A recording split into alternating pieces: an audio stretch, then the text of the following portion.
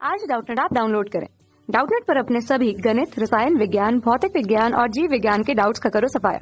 बस प्रश्न की फोटो खींचो, एक ही प्रश्न को क्रॉप करो और तुरंत वीडियो सोल्यूशन पाओ। अभी डाउनलोड करें। प्रश्न दिया है प्रक्रिया एच न्यू अर्थात फोटॉन जो है वह दो भागों में विघटित हो रहा है, एक तो पॉजिट्रॉन और एक इलेक्ट्रॉन में। और यह कौन सी प्रक्रिया है, क्या कहलाती है, ऐसा पूछा जा रहा है। और यहाँ पे चार विकल्प दिए गए: युग्म उत्पादन, प्रकाश विद्युत प्रभाव, तीसरा काम्पटन प्रभाव और चौथा जीवन प्रभाव। तो हम लोग सबसे पहले इस प्रक्रिया को समझ लेते हैं, यानी कि इस प्रश्न को हम लोग थोड़ा सा हल करके देख लेते हैं। देखिए प्रक्रिया क्या दी गई है। एच न्यू अर्थात फोटॉन जो है वो क्या हो रहा है, पॉजिट्रॉन और हमारे इलेक्ट्रॉन में परिवर्तित हो रहा है।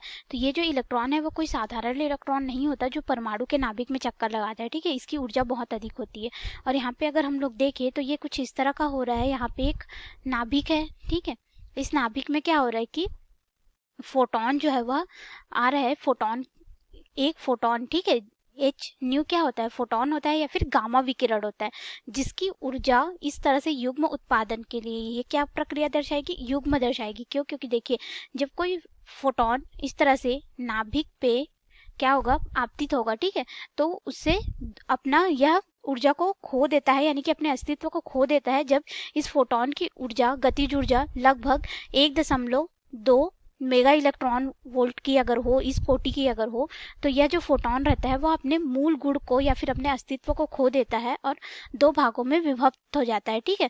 कौन कौन से दो भाग में? एक तो यह इलेक्ट्रॉन बनाता है और यह एक पॉजिट्रॉन बनाता है, जिनकी ऊर्जा बहुत अधिक होती है। तो ये दो भागों में इस तरह से विभक्त होता है। तो क्या हो रहा है, देखो एक धनात्मक है, एक ऋणात्मक है, एक धनात्मक है। अर्थात ये एक युग्म का निर्माण कर रहे हैं। युग्म कहने का मतलब एक पेयर का निर्माण कर रहे हैं, ठीक है। तो युग्म के निर्माण के वजह से इस प्रक्रिया को हम लोग क्या बोलते हैं, युग्म उत्पादन बोलते हैं। और इसके लिए जो फोटॉन की न्यूनतम आवश्यक ऊर्जा है, ठीक है, न्यूनतम, वह लगभग कितनी होनी चाहिए, 1.2 मेगा इलेक्ट्रॉन वोल्ट होनी चाहिए, ठीक है।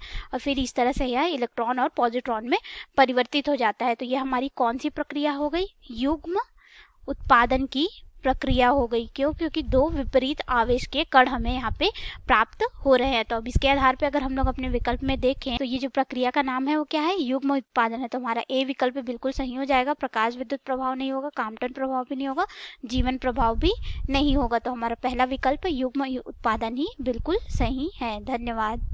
कक्षा 6 से 12वीं से लेकर नीट, IIT, JEE वो एडवांस के लेवल तक 1 करोड़ से ज्यादा छात्रों का भरोसा। आज ही डाउनलोड करें डाउटनेट ऐप या व्हाट्सएप करें अपने सारे डाउट्स 8400 400 400 पर।